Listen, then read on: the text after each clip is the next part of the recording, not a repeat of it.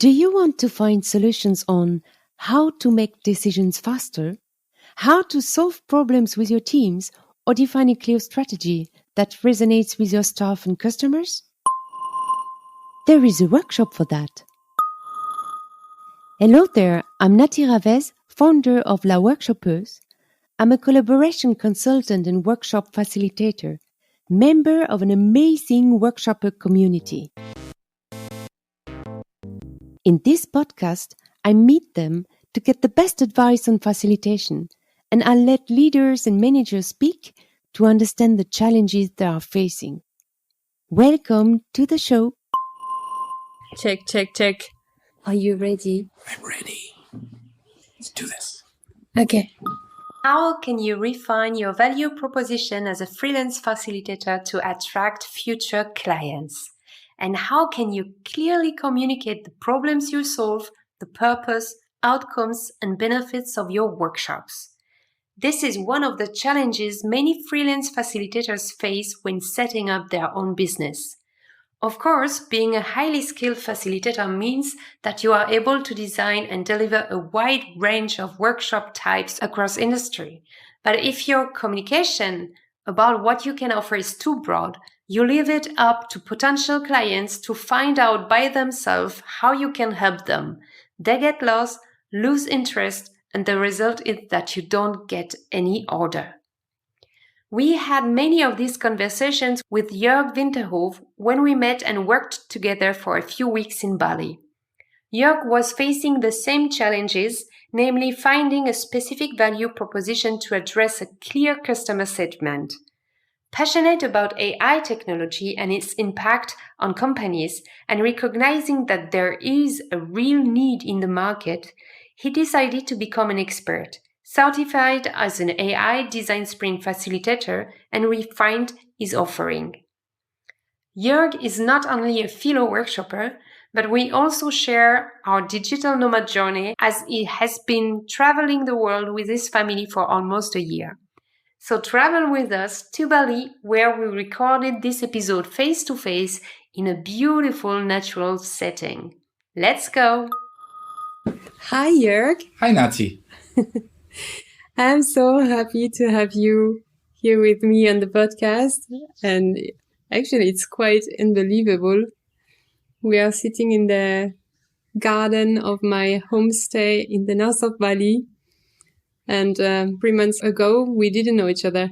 That's so true. Yeah, I'm super glad to be here. Super excited. A little bit nervous. It's my first podcast, but let's explore a little bit. Let's reflect a little bit on our journey. Yeah. And the journey we had together since 1 month now, almost Yes. Crazy. You contacted me a few months ago since you are also a facilitator. And at that time you were with your family in the US. In San Francisco, actually, yes. In the US, I can remember our video call with your 2 little boys coming in front of the camera. And you told me, hey, I'm a workshop facilitator like you. I will be at the Facilitators Connect in a few months. We are right now in the US and we would like to come eventually to Asia. 1 month later, you arrived in Bali for my birthday. Well, actually, at that time, I didn't even know that you are in Bali. So we had this call. I'm going to give you a little bit more context about how it came to this call, but at that point, I didn't even know that you were in Bali, so that was little surprise in our conversation.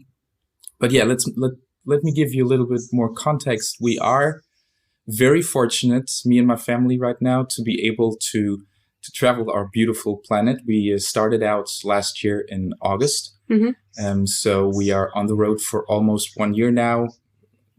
Went to the Azores. We were in Central America, South America, in the US.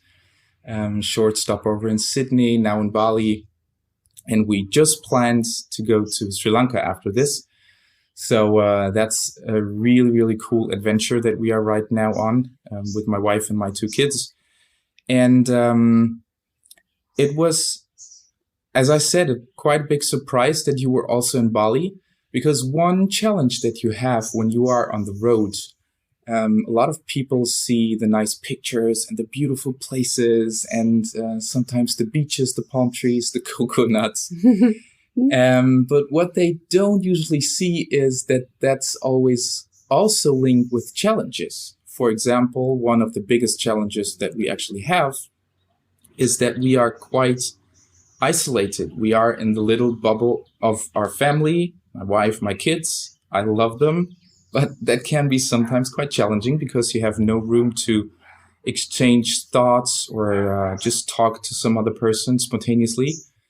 So that's why I was super excited to actually find out that you are also in Bali the same time that we are. And I was actually eager to just exchange thoughts and just co-work, work together again. Because until then, it was just me and myself and sometimes my wife who could give feedback. And so that's the big story, how we actually met. And it was awesome. And it's a little sad that you're going to leave quite soon. I will leave in a few days. But in this month, I think we have done so much for our business separately, but together, like together alone. Working together alone, right? Like working together alone. So we were first in a co-working place in the south of Bali. Beautiful place. Yeah, it was Live It Hub is really a beautiful place. Yes. And then we came to the north all together. And now we are in my kitchen in the garden, so to say, working here every day, exchanging. So yeah, it was nice. It was really nice. So Jörg, you started your career as an IT consultant and you came into facilitation. It was like a journey. Can you tell me more about that? I'd love to. It wasn't a straight line. It was, yes, as you said, after studying business informatics, I went into IT consulting and I did that for almost 10 years. And then I decided I needed something completely different because I didn't want to do the same thing all over again.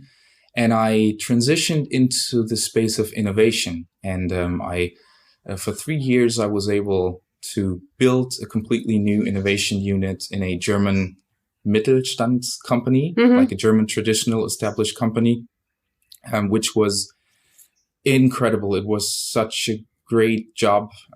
It was, I could create things. I was able to talk with startups, but I also had challenges because the established companies, they are not, let's say innovation is not always the first priority they have.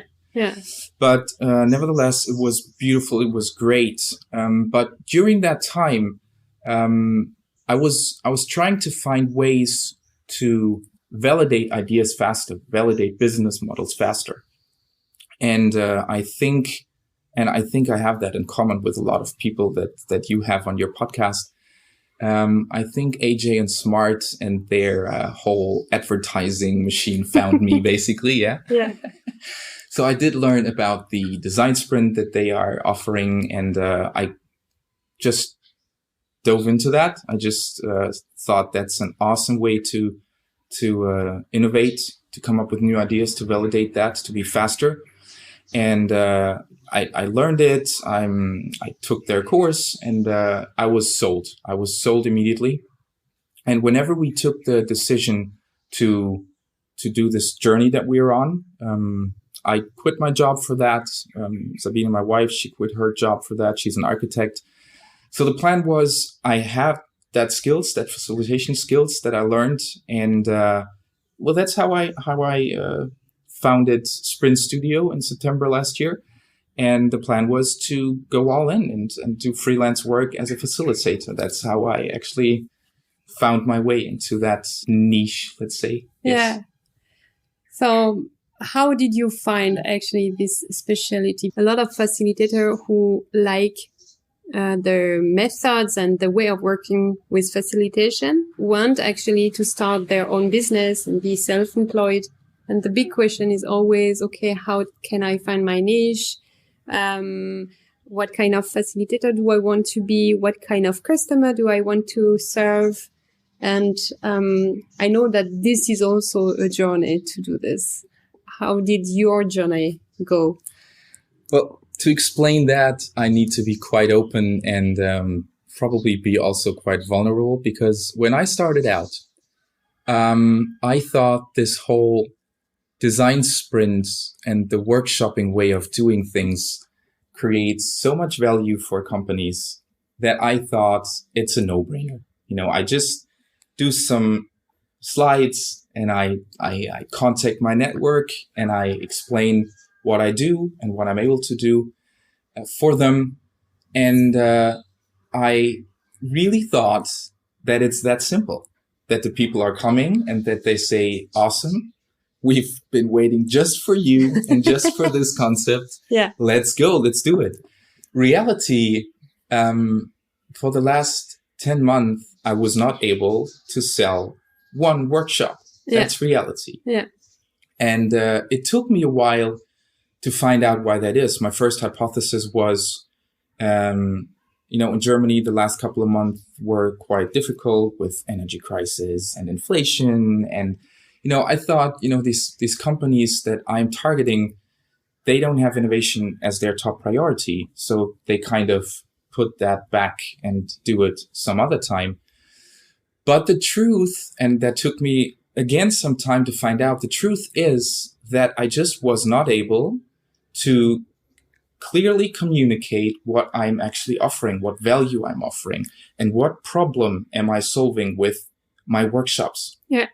Because the question was always, and even from family members and very close friends, where I thought that could work as a start, they said, super interesting and very nice, but I have just no idea what question or what problem can I solve with that.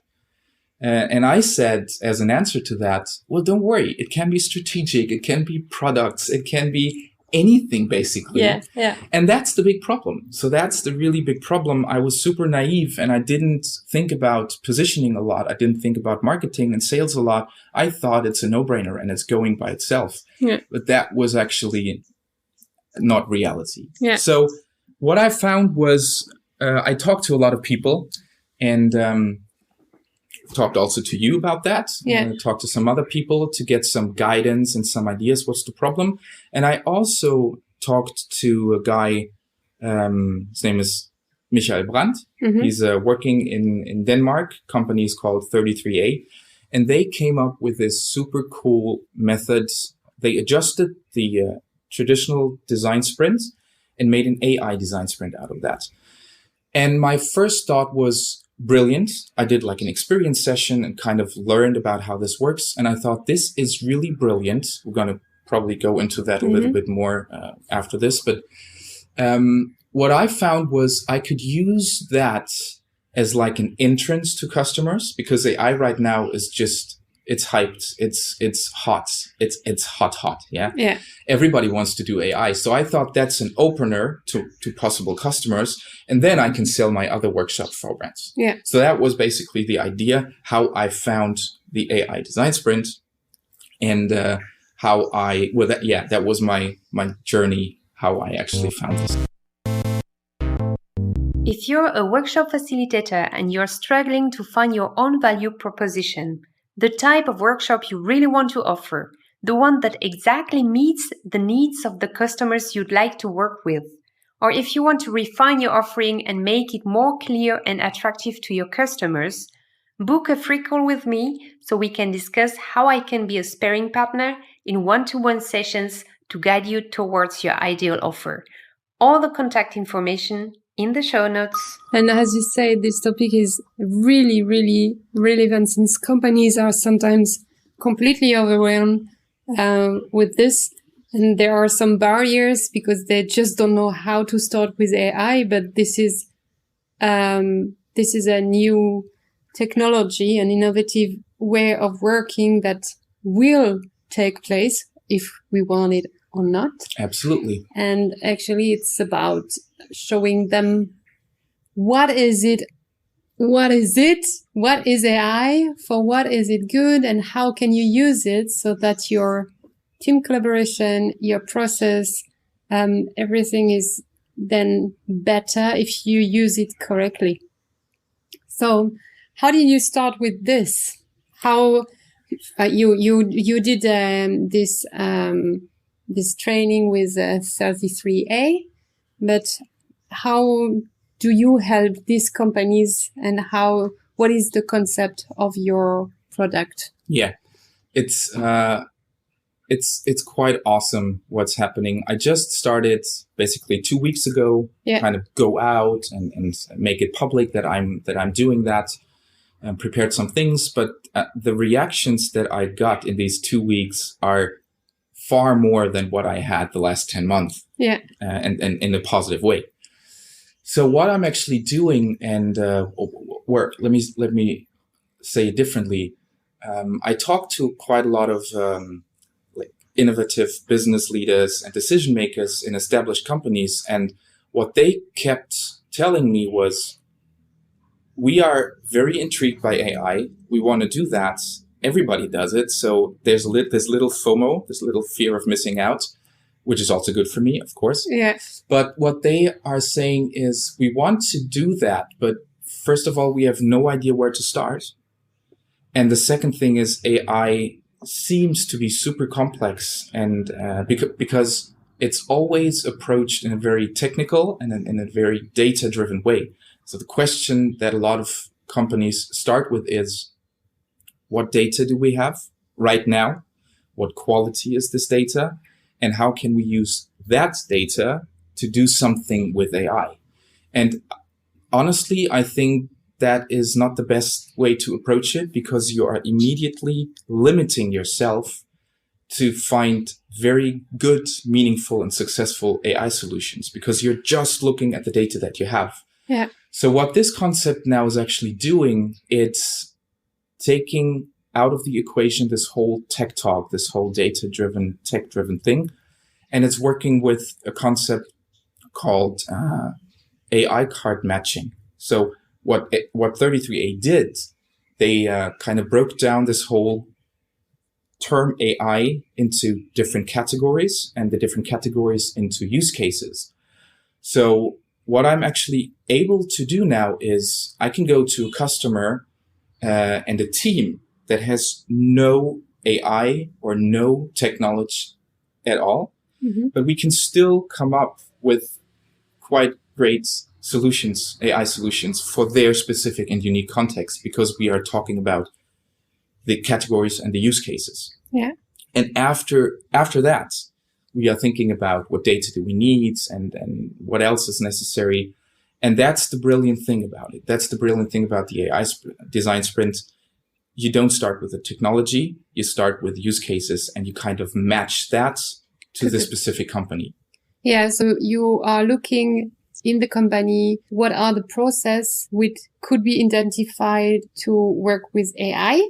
So this is the first thing. So it's all about the company first. And then you use this use case to map, okay, if you want to work on your recruitment process, for example, what are the use case we can use to make a concept, actually, a strategy, how to use AI to optimize these processes, right? Exactly. Yeah. I mean, we've been working for 4 weeks, Yeah. so you know quite well what it's about. The great thing is, most companies want to look at their processes. Yeah. How can they automate it with AI? Yeah. And that's one module that we're offering, specifically looking at processes and how to automate them with AI. But it's also possible to look at, for example, their products, their services, so their whole portfolio, and try to find out how can we improve existing products and services with AI, or how can we come up with completely new ones based on AI. And also there's another module, that's the third one, that gives a very, very broad overview. If you really have no idea where to start, you don't even know where your sweet spot for AI is, we take like the satellite view, we take the whole company, the organizational structure of the company, and go through this workshop, which is called AI opportunity mapping, and find out where, it's like a heat map. In the end, you get a heat map of your company, of your organization, and you see exactly where are the biggest sweet spots for AI. So you know exactly where to start where to invest, and why to do that. Yeah. So that's the 3 modules. The most popular one is processes, but there's also these other 2. And that's how we can really help these established companies, or these decision makers in these established companies, to actually be successful and approach the AI space from that direction. Yeah.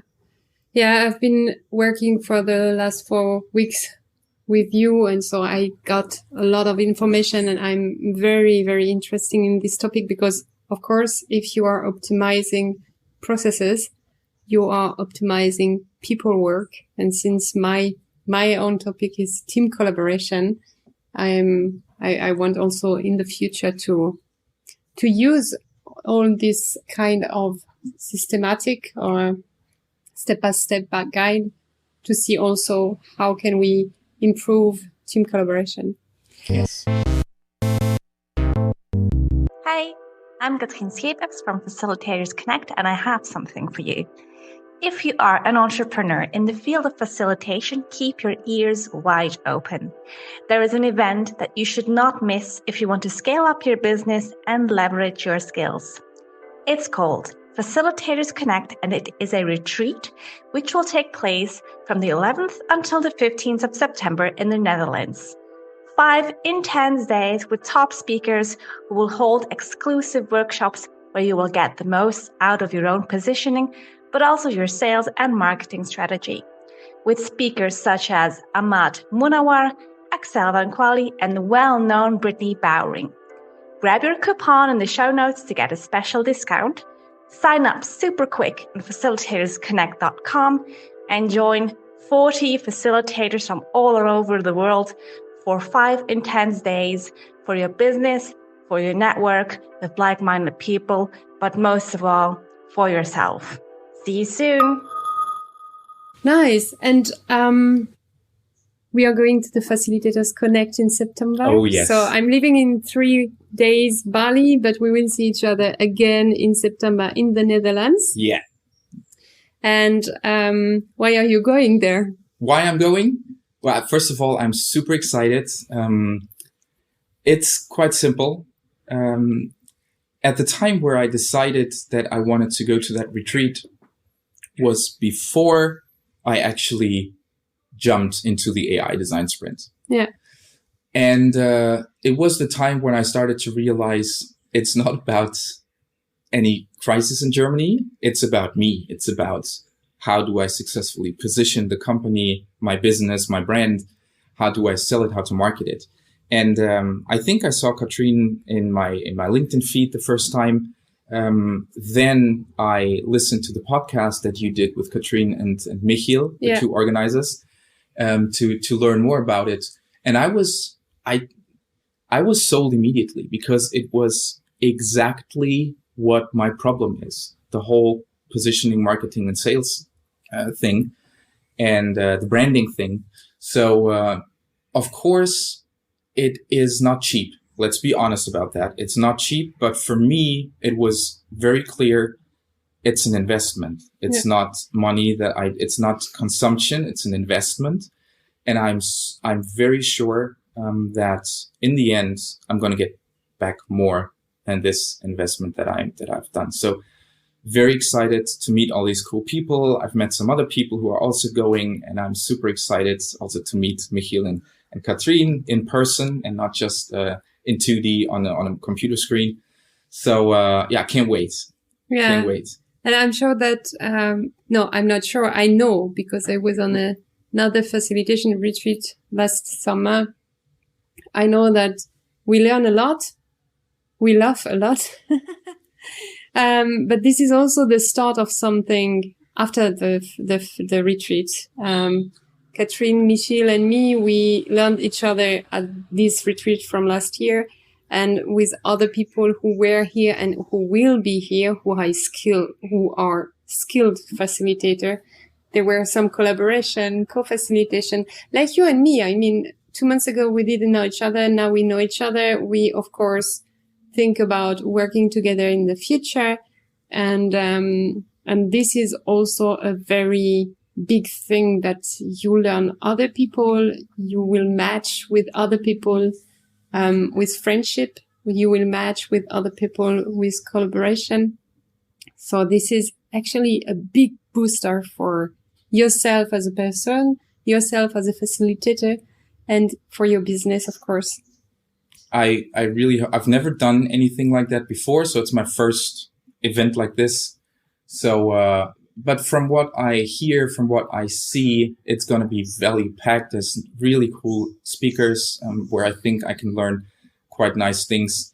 And actually, I have a very concrete use case.